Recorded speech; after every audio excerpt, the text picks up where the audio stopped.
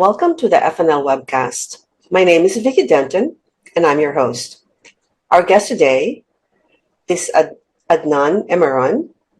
Adnaan is with Engen Petroleum in Cape Town, South Africa, and we're really glad to have him here today. By the way, Adnaan, this is the first time we've actually interviewed anyone from your region, so we're really excited to find out a little bit more about South Africa and what the market is like and what you're doing in South Africa as far as fuels and lubricants is concerned. So welcome to the show, Adnaan. Good day, Vicky, and thank you for having me. You're welcome. So let's start by asking you a little bit about yourself. I'm so impressed. You've been in the industry for 33 years. Tell us about your journey. How did you get here? And where are you now? Okay, my journey takes me way back to 1990 when I started with Mobil South Africa as a new lubricants chemist. I had just qualified at university with a postgrad in chemistry, and my first job was that of a new lubricants chemist. And the first project I worked on was to develop a lubricant for the VW manufacturing facility in the Eastern Cape in South Africa. And so that's where my journey started.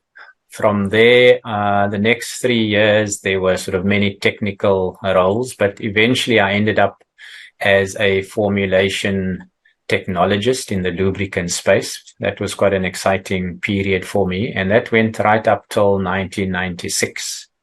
Then I became a salesperson in the Engen Chemicals division and had a number of roles within the chemicals division until 2000, when I eventually headed up the chemicals division for Engen. Then I stayed in chemicals for about 10 years, then moved back to lubricants. So there was always something about the lubricants business, I guess, that attracted me. And then I had an opportunity to join Petronas's global lubricants business, PLI, and resigned from Engen and joined the Petronas affiliate, looking after Petronas's African business as well as markets in Pakistan, Middle East, Saudi, Sudan, and the African business as well. So that was quite an exciting period. We did that for about 5 years. Then I moved back to Engen. And in the last 4 years, I was looking after the commercial fuels business from a marketing perspective. And then for the last year now, I've been looking after both lubes and commercial fuels from a marketing and business development perspective. Yeah. So that's very interesting. You actually were with Engen, then moved to PLI. And then at some point, Petronas bought Engen. So then you ended up going back to Engen. Actually, throughout the entire journey from about 1998, Petronas had owned Engen. And then because it was a different legal entity, I had to resign from Engen, join the Petronas Lubes Africa affiliate, as it were. And then when Petronas decided to close that affiliate, I then moved back to Engen. So there was always some sort of link, I guess, to Engen. Yeah. Yeah. So currently, your position at Engen is Marketing and Business Development Manager for Commercial Fuels and Lubricants. Tell us, what does that mean? What do you actually have to do? So that means you're only involved in B2B, not in retail. Is that right? Correct. In fact, I've never actually worked in the retail business throughout my journey with Engen.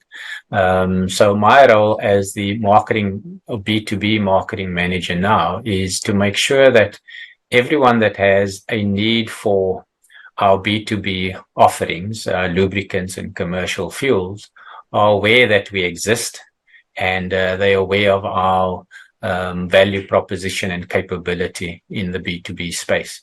And yeah, I'm talking about servicing the mining sector, the agriculture sector, the transport sector, as well as manufacturing. So that's when I talk B2B, those are the sort of sectors I'm referring to.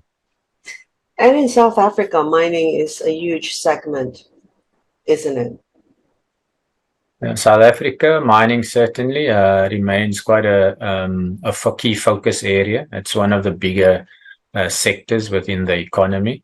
So yeah, we certainly historically have always had a keen interest in the mining sector. Mining has specific requirements, not just for fuels, but more specifically for lubricants. Tell us a little bit about that market, specifically for South Africa. Um, what are the needs of the mining industry, and how do you fulfill that need as the marketing and commercial and business development manager for the entire segment? How tough is it? I mean, you have temperature, high temperature, high stress. It seems like all of the operating parameters are a little bit tougher than usual, because of the conditions, the local conditions. So, what kind of fuels and lubricants do you have to provide to the market to make them perform according to the equipment requirements and the operating requirements? Yeah, I think you're right, Vicky, that the environment certainly is pretty tough. And the equipment that is used is the same equipment that's used in the rest of the world from a mining perspective. So they have their OEM requirements, but it's in probably a tougher environment that these equipment needs to operate. So I think the first thing from a energy supplier to the mining sector is you need product availability. Now, yeah, it sounds pretty simple, but one have to remember that you're talking about quite a big land mass, quite a big area from a country perspective. So you need to be able to ensure continuity of supply. To do that, you need the right infrastructure on the ground from a storing capacity. And this goes for both fuels and lubes, because the last thing that the production manager wants is for his operations to stand still because there's no product. So I think product availability is probably right at the top of the list. Quality is kind of almost taken for granted because the equipment that they use are, as I said, the same equipment with OEM requirements. So the products need to meet the various OEM requirements. And then the way business has developed is that customers and mining customers in particular, they're looking for people they can partner with. So it's not just a case of I'm your energy supplier, I supply you fuel, or I supply you lubricants. Things are evolving. There's more things that the mines require. And since we're speaking specifically about South Africa, we've got a massive drive towards localization. So there is a need now to include the local communities around the mine into the value chain. And this is vitally important for the mine if they're wanting to renew their license requirements. So localization, local supplier development is becoming quite a major issue. And that's why mines are looking for not just a supplier of fuel or lubricants, they're looking for a partner that can help them in those endeavors as well. So tell us what the market position is of Engen in South Africa. Who are the market leaders today? In the B2B space? Yes. Yeah, I think the top three would probably be, and yeah, I'm looking specifically, if we look at mining, probably three players would be Engen, Total, Shell. There are many others as well, but those would probably be the bigger players.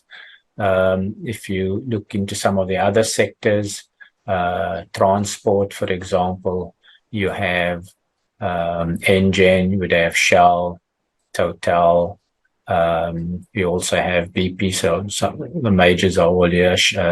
We've got Astron, previously known as Chevron, or Caltex, I think you know them as. And then we've got some of the local players like Sasol as well. Yes. Yeah, and Sasol is kind of a special player in a sense that you know they're really known more than anything else for um, a technology that they've been developing for a long time and is actually now taking off, I guess, as being one of the options for more sustainable fuels. Um, Tell us a little bit about sustainability. Is that a big buzzword right now in South Africa?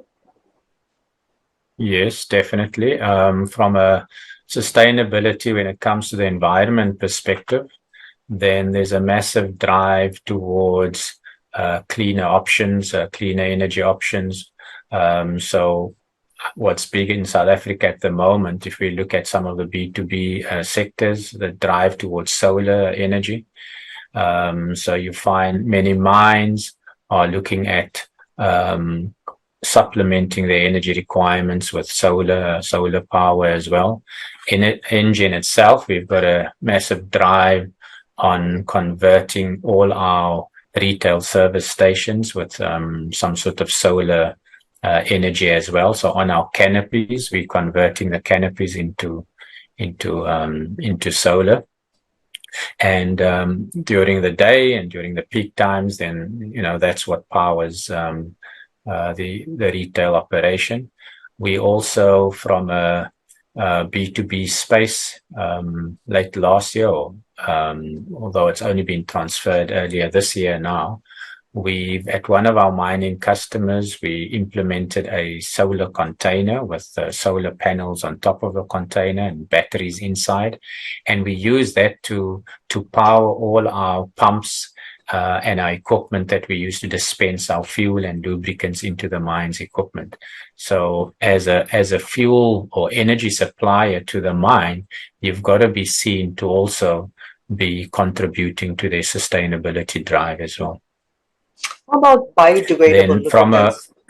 Is that biodegradable lubes hasn't really taken off. There is talk by the DMRE to look at some sort of ethanol blend. That hasn't really started yet.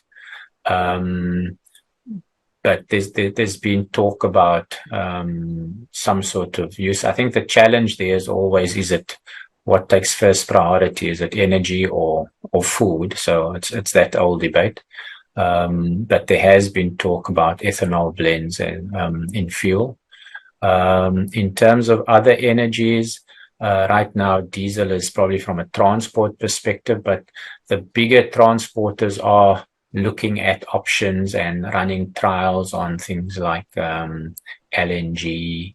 Many of the OEMs in South Africa, some of them believe LNG is a good transitional fuel towards something more sustainable in the long run.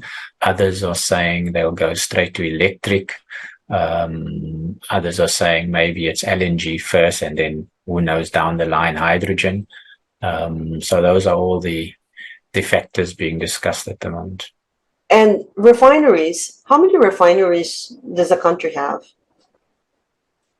Man, not so long ago we had 6 refineries. Today we have 1, 2, 3 refineries. So we went from 6 to 3.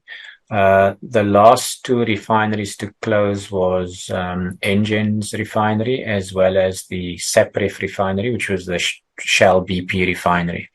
And those were both in Durban, which is on the east coast.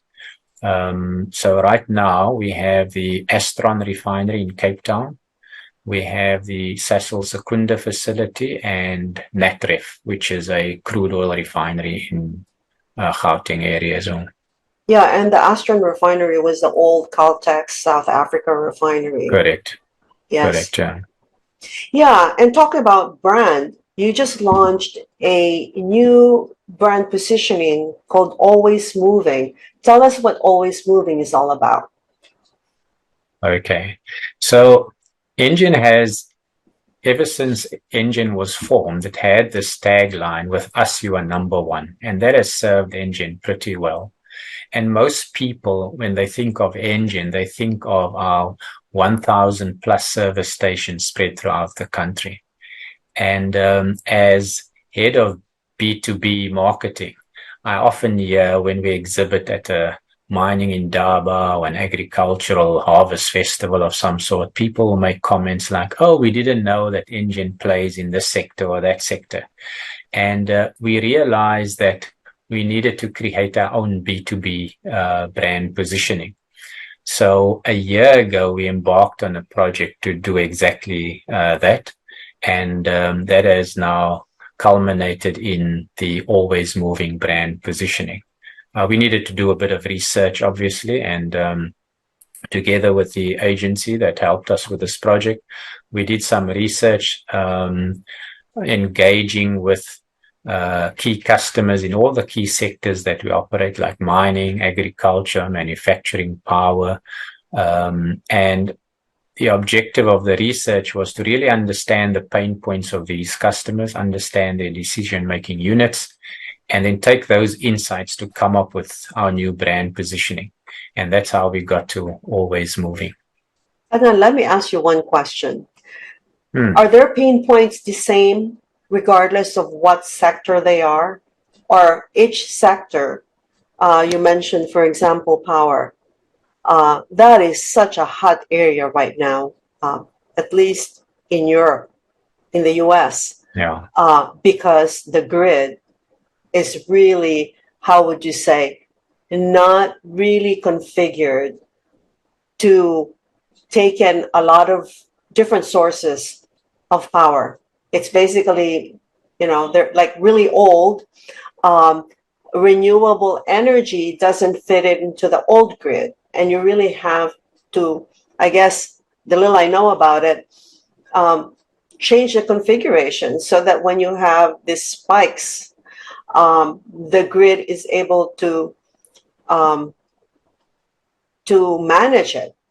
Do you have a role in that, in helping customers? Is that one of the pain points? And what is your role in helping customers in that area? And then is that, I mean, obviously in agriculture, their pain points would have to be very different, right? So how do they all come together in Always Moving, I guess is the question. Yeah, I think the key is that these sectors do have common pain points, but then they also have very unique pain points as well. Like, for example, if you look at mining, the localization element is quite important, incorporating the local community into the supply chain to the mine. That's probably one of the bigger pain points in the mining sector.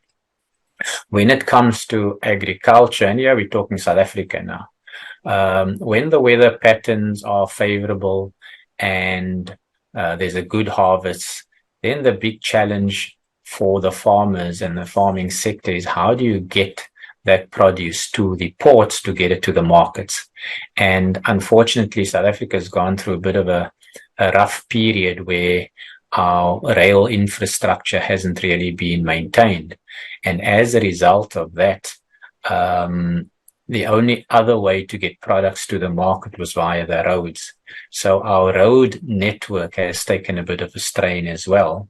Today, 80% of everything that we consume is moved by road.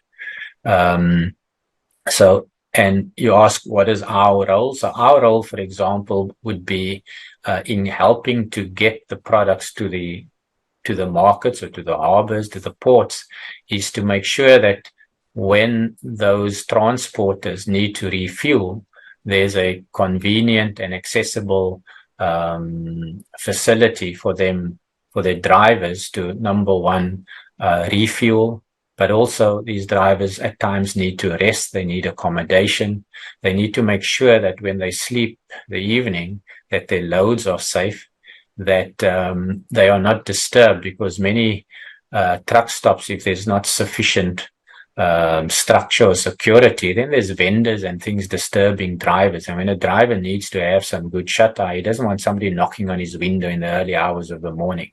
So that's what we really provide. So that's how we enable, for example, the transport sector to help the agriculture sector get the products to the market. So there's lots of common pain points, but there's also specific pain points to sectors, and it's understanding that. How does it link to always moving? I guess what's common for all these sectors is that their business cannot afford to stand still. Still is the enemy. And we know what happens when something stands still. You get cobwebs, you get dust, lots of dust. And stalls trucks, it parks trucks, it stalls gears, it grounds aeroplanes. Still is not good. And that's how we came up with Engen. We'll always keep your business moving. And that's how we landed the always moving tagline. What do you hope to achieve? And it's easy on the tongue, right? Yeah. Well, yeah. What do you aim to achieve with this brand positioning? Bigger market share? How big is your market share right now in the B2B space? And what are you targeting with this new brand positioning? Yeah, I think that the first objective was for common communication, a common message when we operate in the B2B space, because what has happened traditionally was we would participate in expos for these various sectors, maybe 4 big ones a year, right? But then we found that every year we've got to come up with a theme. We've got to come up with messaging. And then next year we've got to do the same. So you would have 4 events in 1 year, and you've got 4 different themes because they're in different sectors. And it's not the best use of resources and energy and so on.